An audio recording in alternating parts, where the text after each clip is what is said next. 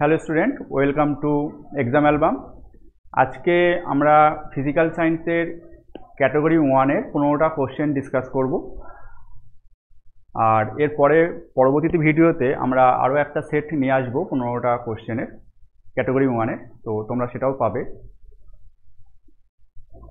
আচ্ছা, শেষ মুহূর্তে প্রিপারেশনের জন্য প্রগতি ব্যাচ এক্সাম অ্যালবামের পক্ষ থেকে আমরা লঞ্চ করানো হয়েছে, অলরেডি লঞ্চ হয়েছে এবং এটা অ্যাডমিশন রানিং আছে।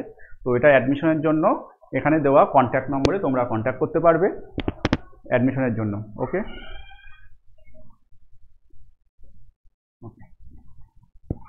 আচ্ছা, এবারে আমরা কোশ্চেনগুলো সলভ করব। 15টা ক্যাটাগরি 1-এর ফিজিক্যাল সায়েন্সের কোশ্চেন আছে। আচ্ছা, প্রথম কোশ্চেন কি, যে নিম্নলিখিত বলগুলির মধ্যে যে কোনটি সবচেয়ে দুর্বল বল? তার মানে এই বলগুলোর মধ্যে সবথেকে উইকার যে ফোর্স সেটাকে আমাদের আইডেন্টিফাই করতে হবে। প্রথম বল কি আছে, যে ইলেকট্রোস্ট্যাটিক ফোর্স। ইলেকট্রোস্ট্যাটিক ফোর্স মানে হচ্ছে যে যেটা কুলম্ব ফোর্স, কুলম্বিক বল, এটা হলো কুলম্ব বল। নেক্সট গ্র্যাভিটেশনাল ফোর্স, যেটা আমরা নিউটনের ফর্মুলা থেকে পাই। তারপরে নিউক্লিয়ার ফোর্স আর ইলেকট্রোম্যাগনেটিক ফোর্স। তো তোমরা সবসময় মনে রাখবে যে এই বলগুলোর মধ্যে সবথেকে উইকার বল হলো গ্র্যাভিটেশনাল ফোর্স, এটা হলো সবথেকে দুর্বল বল।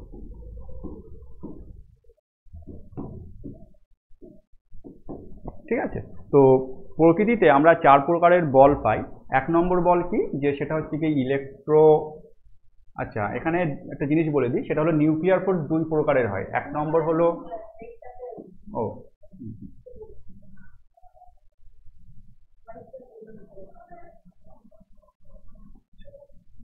এক নম্বর হলো দুর্বল বল, দুর্বল নিউক্লিয় বল।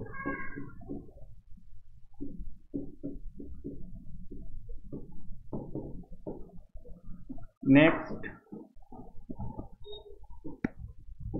শক্তিশালী নিউক্লিয় বল।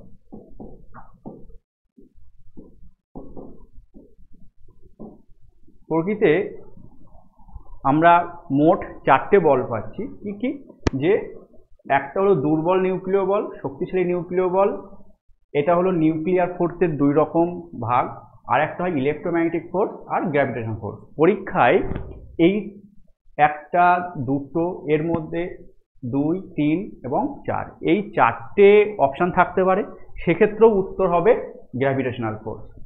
আবার যদি এই রকম সেট থাকে, electrostatic force, gravitational force, nuclear force আর ইলেকট্রোম্যাগনেটিক ফোর্স, সেক্ষেত্রে কনফিউজ হওয়ার কোনো প্রয়োজন নেই। সবসময় মনে রাখবে যে গ্র্যাভিটেশনাল ফোর্স হলো সবথেকে দুর্বল বল। তারপরে এসো, বৈদ্যুতিক জেনারেটরে কোনটি প্রয়োগ করা হয়? আচ্ছা, এখানে টোটাল আমাদের 4টে সূত্র আছে। কি কি, একটা হলো কুলম্বের সূত্র, ফ্লেমিংয়ের বামহস্ত নিয়ম আর ফ্লেমিংয়ের ডানহস্ত নিয়ম, আর একটা হলো ওহমের সূত্র।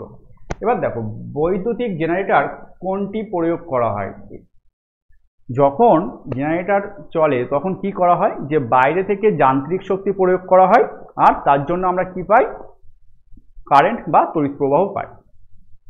সেক্ষেত্রে আমাদের প্রয়োগ হবে ফ্লেমিংয়ের ডান হস্ত নিয়ম।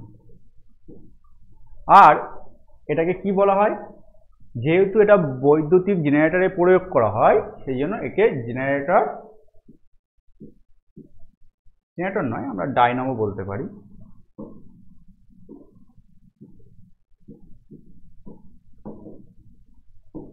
আমরা ডাইনামো নিয়মও বলি। ঠিক আছে, আচ্ছা, এক্ষেত্রে আমি একটুখানি মেনশন করে দিই যে ফ্লেমিংয়ের যেটা বামহস্ত নিয়ম আছে, এটাকে কি বলা হয়, এটা কিন্তু মোটর নিয়ম বলা হয়, মোটর নিয়ম। যদি প্রশ্ন আসে এটাই যে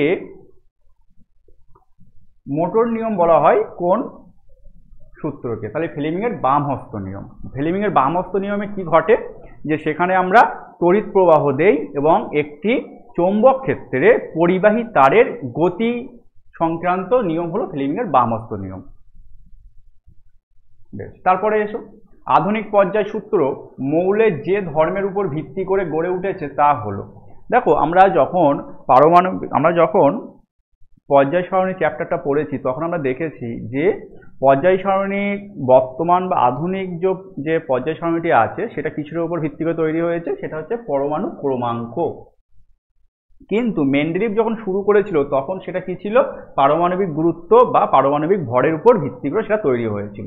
তাহলে আধুনিক পর্যায় সূত্র মৌলের যে ধর্মের উপর ভিত্তি করে প্রতিষ্ঠিত সেটা কি হবে, পারমাণবিক ক্রমাঙ্ক। ঠিক আছে, নেক্সট। আচ্ছা, প্রদত্ত কোনটি দুটি কার্বন পরমাণু যুক্ত অ্যালকিল গ্রুপ? তাহলে আগে বুঝি আমরা যে এই অ্যালকিল গ্রুপটা কি জিনিস। দেখো, আমরা অ্যালকেন পড়েছি, ঠিক আছে। অ্যালকেনের ফর্মুলা কি হয়, CnH2n+2, ঠিক আছে। এটা হলো অ্যালকেন, CnH2n+2। এবার দেখো, অ্যালকেনের থেকে যেমন মিথেন CH4, মিথেনের কার্বন কটা আছে, একটা। তার রেসপেক্টে হাইড্রোজেন কটা পাবো আমরা, 4টে। এইবার এই হাইড্রোজেন 4টে থেকে যদি একটা হাইড্রোজেন বেরিয়ে যায়, তাহলে একটা হাইড্রোজেন বেরিয়ে গেল, তাহলে আমরা কি পাবো, CH3 একটা মূলক পাবো। এটাকে কি বলা হয়, অ্যালকিল গ্রুপ বা অ্যালকিল মূলক। এর একটা হাত কিন্তু ফাঁকা আছে, কার্বন 4টে হাত, তাহলে একটা হাত ফাঁকা আছে, এই একটা হাতে ও অন্য কোনো পরমাণু বা গ্রুপের সঙ্গে যুক্ত হতে পারে। তাহলে যদি একটা কার্বন থাকে তাহলে তাকে কি বলা হয়, এটা কি, এর নাম হলো মিথেন। মিথেন থেকে আমরা পাবো মিথাইল। আবার যখন দুটো কার্বন পরমাণু থাকবে, তাকে আমরা কি বলি, ইথেন বলি। তাহলে ইথেন থেকে আমরা কি পাচ্ছি, ইথেন থেকে আসবে ইথাইল গ্রুপ। ক্লিয়ার হলো, নেক্সট এসো। একটি জৈব যৌগের সংকেত C3H4, এটি কোন শ্রেণীর জৈব যৌগ? এই জৈব যৌগগুলোকে আমরা মোট কত শ্রেণীর জৈব যৌগ পাই, 3 রকম। 1 নম্বর কি, অ্যালকেন। তারপরে কি পড়েছি, অ্যালকিন আর অ্যালকাইন। অ্যালকেনের ফর্মুলা কি হয়, Cn, একটু আগে বললাম, H2n+2। অ্যালকিন হবে CnH2n। নেক্সট অ্যালকাইল কি হবে, অ্যালকাইল হবে CnH2n-2। ক্লিয়ার হয়েছে। এবারে দেখো যে C3H4 এটি কোন শ্রেণীর জৈব যৌগ। দেখো, কার্বন কটা আছে, 3টে আছে।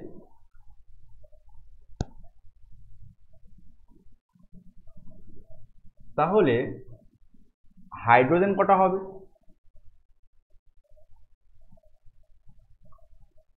3 দুগুণ 6, 2n-2, তাহলে 3 মাল্টিপ্লাই করো 2 দিয়ে 6, -2 করো 4। তাহলে আমরা দেখতে পাচ্ছি যে C3H4 এটা অ্যালকাইনের ফর্মুলাকে সিদ্ধ করছে, CnH2n-2, সেটা অনুযায়ী কটা পাচ্ছি আমরা, 4টে পাচ্ছি হাইড্রোজেনের সংখ্যা। তাহলে এটা কি হবে, অ্যালকাইন গ্রুপ হবে। ক্লিয়ার হলো, নেক্সট এসো। একটি অহমীয় রোধকের উদাহরণ কি? কি কি রোধক আছে, ট্রায়োড আছে, টাংস্টেন তার আছে, কার্বন রোধক আর তামার তার। এই যে 4 প্রকার রোধক আছে, 4 প্রকার রোধকের মধ্যে অহমীয়, তাহলে অহমীয় কাদের বলা হয়, যারা ওহমের সূত্র মেনে চলে না, ওহমের সূত্র মানে না।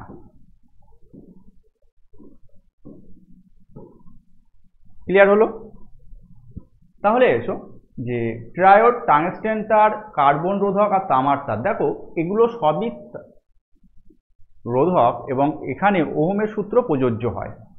একমাত্র ট্রায়োডের ক্ষেত্রে ওহমের সূত্র প্রযোজ্য নয়। আচ্ছা, এই রকম অওহমীয় রোধক আর কি কি আছে, আমরা ট্রায়োড পড়েছি, ডায়োড পড়েছি,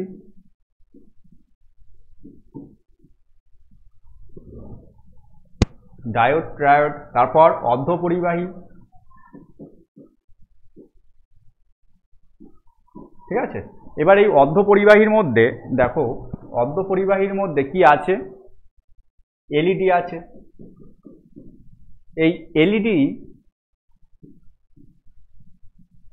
এখানে কিন্তু ওহমের সূত্র প্রযোজ্য হবে না, ঠিক আছে? তাহলে অর্ধপরিবাহীর মধ্যে এগুলো আছে, ছাড়ো। তাহলে আমাদের এখানে উত্তর কি হবে? ট্রায়োড হবে। ক্লিয়ার হলো? নেক্সট এসো। আচ্ছা, এটা লেন্জের সূত্র, নট লেজের সূত্র, ঠিক আছে?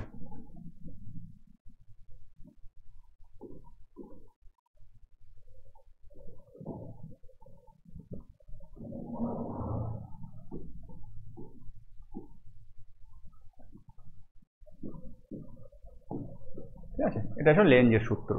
লেন্জের সূত্র থেকে কি জানতে পারা যায়? আবিষ্ট তড়িৎচালক বলের মান, আবিষ্ট প্রবাহের মান, আবিষ্ট প্রবাহের অভিমুখ আর আবিষ্ট প্রবাহের মান ও অভিমুখ। দেখো, প্রথমে আবিষ্ট প্রবাহ কি ছিল? যে কোনো একটা পরিবাহীর সাপেক্ষে যদি আর একটা পরিবাহীর মধ্যে যদি আমরা এসি কারেন্ট যাই, অথবা কোনো একটা পরিবাহী মানে কি? গোলাকার কুণ্ডলী, ঠিক আছে? সেই কুণ্ডলীর সাপেক্ষে যদি আমরা কোনো একটা চুম্বককে আপেক্ষিক গতিতে রাখি, তাহলে আমরা কি পাবো? এই পরিবাহীর মধ্যে একটা তড়িৎচালক বল আবিষ্ট হয়, সেটা আমরা দেখতে পাবো। তাহলে এখানে যে তড়িৎচালক বলের মান বা আবিষ্ট হচ্ছে সেই কারণ, সেটা হচ্ছে আমরা জানতে পারি কোথা থেকে? ফ্যারাডের প্রথম সূত্র থেকে, ঠিক আছে? দ্বিতীয় সূত্র থেকে কি জানতে পারি? মান জানতে পারি। তাহলে অভিমুখ কিন্তু আমরা ফ্যারাডের সূত্র থেকে জানতে পারি না। লেন্জের সূত্র থেকে আমরা কি জানতে পারি? এই আবিষ্ট প্রবাহের অভিমুখটা জানতে পারি। তাহলে কি হবে? এটা আবিষ্ট প্রবাহের অভিমুখ হবে। ক্লিয়ার হলো? বেশ। এবার যদি বলা হয় আবিষ্ট প্রবাহের মান এবং অভিমুখ, তার জন্য কোন কোন ফর্মুলা লাগবে? দেখো, সেক্ষেত্রে কিন্তু শুধু লেন্জের সূত্রতে হবে না, তখন আমাদের প্রয়োজন হবে ফ্যারাডের সূত্র এবং তার সাথে লেন্জের সূত্র। এই দুটো সূত্রের সাহায্যেই কিন্তু আমরা মান আর অভিমুখ দুটো একসঙ্গে জানতে পারবো। ক্লিয়ার হয়েছে? তাহলে এইভাবে আলাদা করে নেবে নোট করে, যে ফ্যারাডের সূত্র থেকে আমরা কি কি জানতে পারি? যে আবিষ্ট তড়িৎচালক বলের মান, আর ওটা যে ঘটছে আবিষ্ট তড়িৎচালক বলের কারণ, সেটা আমরা জানতে পারি। আর অভিমুখ জানতে পারি কোথা থেকে? লেন্জের সূত্র থেকে। এরপরে এসো, তড়িৎযোজী যৌগগুলি দ্রাব্য হয়। আমরা জানি তড়িৎযোজী যৌগ কি কি হয়? সেগুলো সব কিসে দ্রাব্য হবে? জলে দ্রাব্য হবে। কিরকম? NaCl, খাদ্য লবণ কিসে দ্রবীভূত হয়? জলে। তাহলে তড়িৎযোজী যৌগগুলি কিসে দ্রাব্য? জলে দ্রাব্য।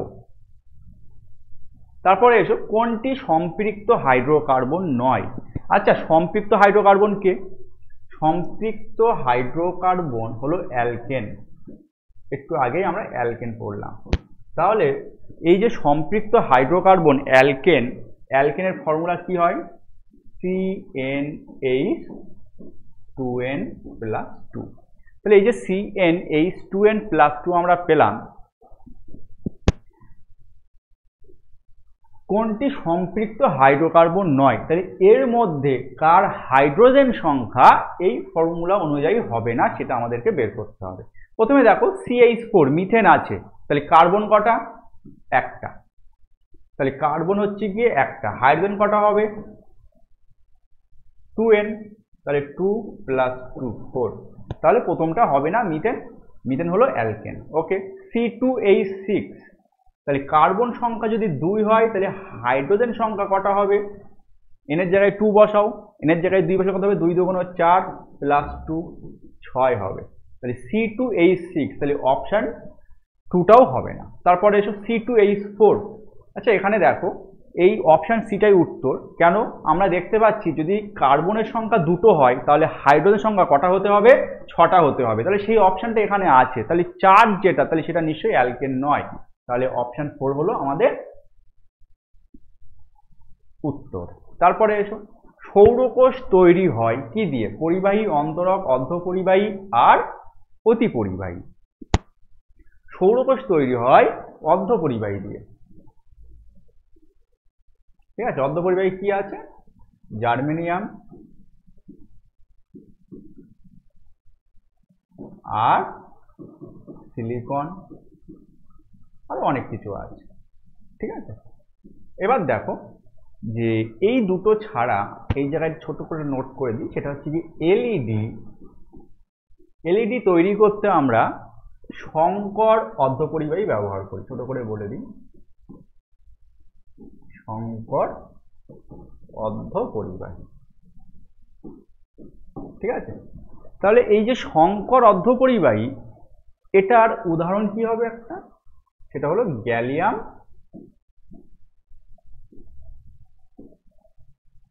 আর্সেনাইড।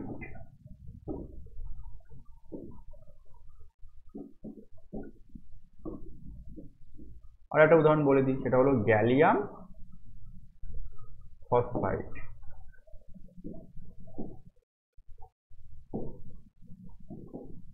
ঠিক আছে, তো এগুলো আমরা এলইডিতে ব্যবহার করে থাকি। এগুলো হলো তোমার অর্ধপরিবাহী। এরপরে এসো, অবশিষ্ট প্রতিবিম্বের ক্ষেত্রে রৈখিক বিবর্ধন এম এর মান কত হবে? এম এর মান একের থেকে সমান, একের থেকে বড়, একের থেকে ছোট, কি কি হতে পারে? দেখো এখানে অবশিষ্ট প্রতিবিম্বর ক্ষেত্রে এখানে কিন্তু আমাদের বলে দেয়নি যে সেটা লেন্সের ক্ষেত্রে না সেটা দর্পণের ক্ষেত্রে। তো আমরা এখানে সমস্ত প্রকার অবশিষ্ট প্রতিবিম্বকে আমরা কনসিডার করব। সেক্ষেত্রে খুব সহজে দেখো আমরা অবতল দর্পণ এবং উত্তল লেন্সের অনেকগুলো পজিশনের জন্য প্রতিবিম্বের অবস্থান এবং প্রতিবিম্বের প্রকৃতি বের করে থাকি।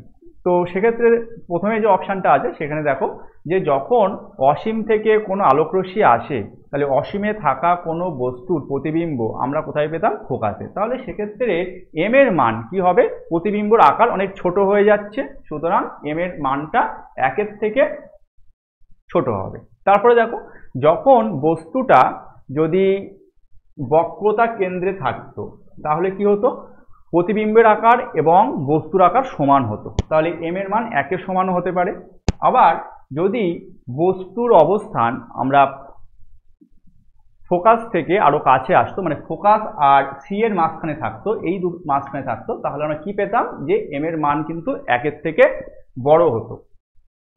বা এই জায়গায় পোল আছে আর আমাদের এখানে ফোকাস আছে, এক্ষেত্রে আমরা কি পেতাম? যে বড় আকারে বড় প্রতিবিম্ব পেতাম, সেক্ষেত্রে এম এর মান একের থেকে বড়। তাহলে এই তিনটে অপশানই ঠিক হচ্ছে। তাহলে যেহেতু এটা 1 নম্বরের কোশ্চেন ক্যাটাগরি 1, তাহলে প্রদত্ত সবগুলি সঠিক। 1 মোল পরিমাণ আদর্শ গ্যাসের গতিশক্তির মান, এর ফর্মুলা কি? ফর্মুলা হলো kinetic energy is equal to 3/2 nRT। তাহলে এখানে বলে দিয়েছে কতটা? 1 মোল পরিমাণ, তাহলে n এর মান কত হবে? n is equal to 1। তাহলে কাইনেটিক এনার্জি কত হবে? Is equal to 3/2 RT। KT নয়, অনেকে এটা কনফিউজ হয়ে যায়, 3/2 RT। আচ্ছা, নেক্সট কোশ্চেন, μ1 এবং μ2 প্রতিসারাঙ্ক বিশিষ্ট দুটি মাধ্যমে আলোর বেগ যথাক্রমে v1 এবং v2 হলে কোন সম্পর্কটি সঠিক? আচ্ছা, এক্ষেত্রে আমরা একটা ফর্মুলা জানি, মিউ ইজ ইকুয়াল টু কি হয়? c/v। সি হলো শূন্য মাধ্যমে আলোর বেগ এবং ওই নির্দিষ্ট মাধ্যমে আলোর বেগ যদি ভি হয়, এই দুটোর অনুপাতকে আমরা প্রতিসারাঙ্ক বলে থাকি। তাহলে mu is equal two c/v। তাহলে μ1 এর জন্য আমরা কি লিখতে পারি? c/v1। সি হচ্ছে গিয়ে আলোর বেগের মান, সুতরাং এটি ধ্রুবক। এবং μ2 ইজ ইকুয়াল টু কি হবে? c/v2। তাহলে এখান থেকে আমরা c ইজ ইকুয়াল টু কি লিখতে পারি? μ1 v1। এখান থেকে c ইজ ইকুয়াল টু কি লিখতে পারি? μ2 v2। তাহলে দেখো দুটো ক্ষেত্রে এই যে c এর মান আমরা পাচ্ছি, c সমান সমান এটা, আবার c সমান সমান এটা। তাহলে μ1 v1 ইকুয়াল টু μ2 v2। তাহলে অপশন কোনটা হবে? μ1 v1 equal to μ2 v2। Option C হবে রাইট অ্যান্সার। নেক্সট কোশ্চেন এসো, তড়িৎ প্রবাহের সময় প্রবাহ মাত্রা অর্ধেক হয়ে গেলে উৎপন্ন তাপ কি হবে? দেখো এক্ষেত্রে ফর্মুলা কি? Joule's law, H is equal to I² RT। তাহলে এখানে যখন প্রবাহ মাত্রা I, তখন আমরা উৎপন্ন তাপ কত পাচ্ছি? H পাচ্ছি। যদি I এর মান এখন হাফ করে দেওয়া হয়, তাহলে H ইজ ইকুয়াল টু কত হবে? I/2, এটা H1 ধরে নিই আমরা, তার স্কোয়ার RT। তাহলে I²/4 8t। এটা সমান সমান কি লিখতে পারি আমরা 1/4 I স্কয়ার 8t, তার মানে হচ্ছে গিয়ে 1/4 h। তাহলে h1 = 1/4 h। তাহলে আগে যে পরিমাণ তাপ উৎপন্ন করছিল তার 1/4 গুণ তাপ এখন উৎপন্ন হবে। আচ্ছা, নেক্সট কোশ্চেন কি আছে দেখো, পারমাণবিক ক্রমাঙ্ক বা পরমাণু ক্রমাঙ্ক একই জিনিস, সেক্ষেত্রে বলে দেওয়া হয়েছে কত 3, 11, 19 আর 37। এই চারটে মৌলের নাম দেখো, এই নামগুলো আমরা কি করে বের করতে পারবো যে এরা পর্যায় সারণীতে কোথায় অবস্থান করছে সেখান থেকে আমরা বের করতে পারবো। তাহলে আগে দেখো যে 3 আছে তাহলে 2+1, 2টাকে নিষ্ক্রিয় গ্যাসের পরমাণু ক্রমাঙ্ক হিলিয়াম, তারপরে একটা এক্সট্রা আছে, তারপরে 11 এসো, 11 কি করে পাবো আমরা 10+1, হিলিয়ামের পরে কে আছে নিয়ন আছে, তাহলে নিয়নের কত 10, তাহলে 10-এর পরে নিষ্ক্রিয় পরে যে মৌল সেটা সোডিয়াম। তারপরে এসো 19, কত হবে 2, তারপর 8, তারপরে 8, 18 হলো, তারপরে 1। তার মানে কি এদের সর্ববহিস্থ কক্ষে একটা করে ইলেকট্রন থাকছে, সুতরাং পর্যায় সারণীতে এদের অবস্থান কোথায় প্রথম কলামে। কারা থাকে ক্ষার ধাতুরা থাকে। ক্লিয়ার হলো? বেশ, আচ্ছা এই পর্যন্তই আমাদের 15টা কোশ্চেন ছিল ক্যাটাগরি 1-এর। তো সেটটা কমপ্লিট হলো। আমরা নেক্সটে আমরা ক্যাটাগরি 1-এর আরও একটা সেট নিয়ে আসবো এবং ক্যাটাগরি 2-এর কোশ্চেনের সেট আসবে। তো ক্লাসগুলো পছন্দ হলে এবং প্রশ্নগুলো প্র্যাকটিস করার জন্য তোমরা আমাদের ক্লাসগুলো ফলো করতে থাকো। ওকে, চলো আবার নেক্সট ক্লাসে দেখা হবে।